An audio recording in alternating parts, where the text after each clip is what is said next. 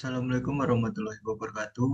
Perkenalkan nama saya Kevin Asia Rafizon dengan NIM 23840428.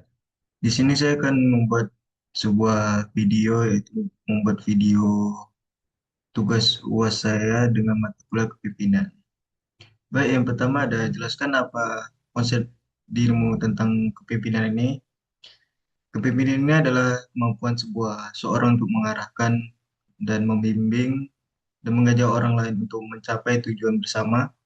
Seorang pemimpin tidak hanya bertugas memberikan perintah, maupun juga harus menjadi contoh yang baik bagi anggotanya. Dan pemimpin yang baik harus mau mendengarkan pendapat orang lain, bertanggung jawab atas keputusannya yang diambil, dan mampu menyelesaikan masalah ketika terjadi kesulitannya. Nomor dua, ceritakan kesuksesan yang kepemimpinan yang pernah kamu alami, baik kamu sebagai pemimpin atau yang dipimpin. Salah satu pengalaman pimpinan yang pernah saya alami adalah ketika saya mengerjakan tugas kelompok bersama teman-teman saya. Dalam kelompok tersebut, saya dipercaya oleh mengatur kemampuan tugas dan memastikan pekerjaan bisa sebagai tepat waktu.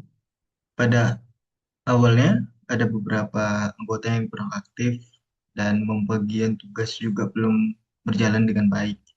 Sehingga saya kemudian mencoba mengajak teman-teman saya untuk berdiskusi, dan baiknya saya kemudian membagi tugas sesuai dengan kemampuannya mereka masing-masing. Nomor tiga, yaitu ceritakan kegagalan kepemimpinan yang pernah saya alami. Yaitu salah satu kegagalan kepemimpinan yang pernah saya alami adalah ketika saya menjadi pemimpin dalam sebuah kelompok. Pada saat itu saya kurang bisa mengatur pembagian tugas dan waktu mengerjakan dengan baik. Kemudian saya terlalu fokus mengerjakan bagian saya sendiri dan kurang memperhatikan perkembangan pekerjaan anggota, sehingga kelompok lainnya beberapa tugas menjadi terlambat dan hasil pekerjaan kelompok kurang maksimal. Nomor 4, dari dua cerita di atas saya analisa faktor-faktor apa yang mempengaruhi terhadap kesuksesan ataupun kegagalan kepemimpinan tersebut. Yang pertama ada komuni- komunikasi. Pada pengalaman yang berhasil, yaitu komunikasi dengan anggota berjalan cukup baik.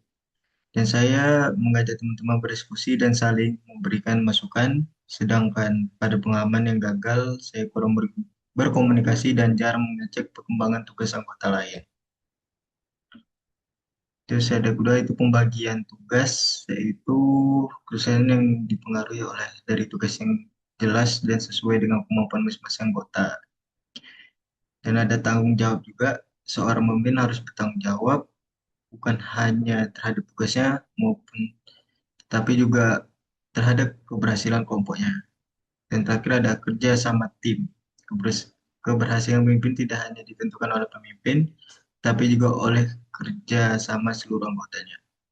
Poin nomor 5 ini berdasarkan dua cerita di atas. Jelaskan peran kepemimpinan diri. Kemampuan untuk mengatur dan mengendalikan diri sendiri itu memimpin orang lain dari pengalaman yang berhasil maupun yang gagal.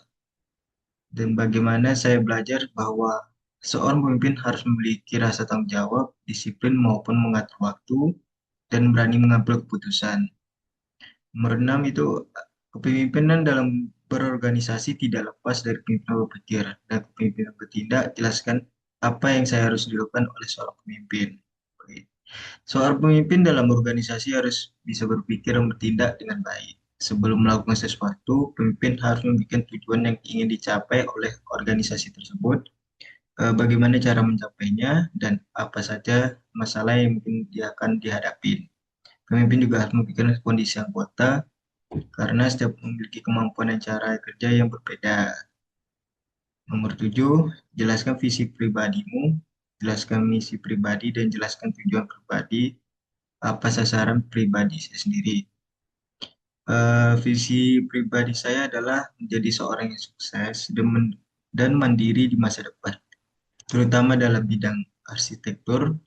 Saya ingin kemampuan yang baik, bisa menghasilkan karya yang bermanfaat, dan memiliki kemampuan pekerjaan yang sesuai dengan bidang yang saya sukai. Saya juga ingin menjadi orang yang bisa membanggakan keluarga dan berguna bagi orang lain. Dan untuk mencapai visinya, saya akan berusaha menyelesaikan kuliah dengan baik dan tidak menunda-nunda tugas. Saya akan terus belajar dan menyiapkan kemampuan dalam bidang arsitektur. Nomor 8, jelaskan peran kesadaran dan pemahaman terhadap hukum semesta dalam kepemimpinan. Eh, Terhadap hukum-hukum semesta dalam pemimpinan itu berperan sebagai pengingat bahwa setiap tindakan yang dilakukan yang memiliki akibat, seorang pemimpin harus sadar bahwa keputusan yang tidak hanya berdampak pada diri sendiri, tetapi juga bisa mempengaruhi anggota dan organisasi yang dipimpinnya. Nomor 9, jelaskan konflik yang pernah saya alami berdasarkan pengalaman konflik tersebut dan setelah menempuh mata kuliah pimpinan, dan jelaskan pemaknaanmu terhadap pengalaman konflik tersebut.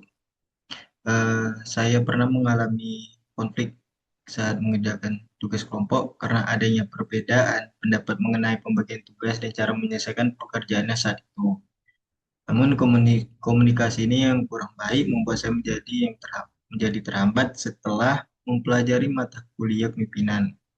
Saya menyadari bahwa konflik sebenarnya adalah hal yang wajar dalam kehidupan dan bisa menjadi kesempatan untuk memahami orang lain.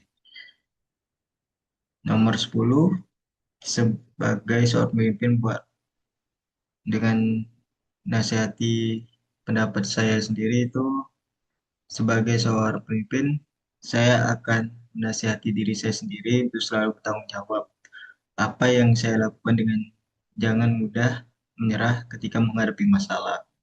Saya harus belajar untuk disiplin, bisa mengatur waktu dan tidak hanya memikirkan diri sendiri. Saya juga harus mendengarkan pendapat orang dan tidak saling merasa paling benar. Baik, itu saja yang cukup saya presentasikan hari ini. Mungkin kalau ada salah kata, mohon maaf. Wassalamualaikum warahmatullahi wabarakatuh.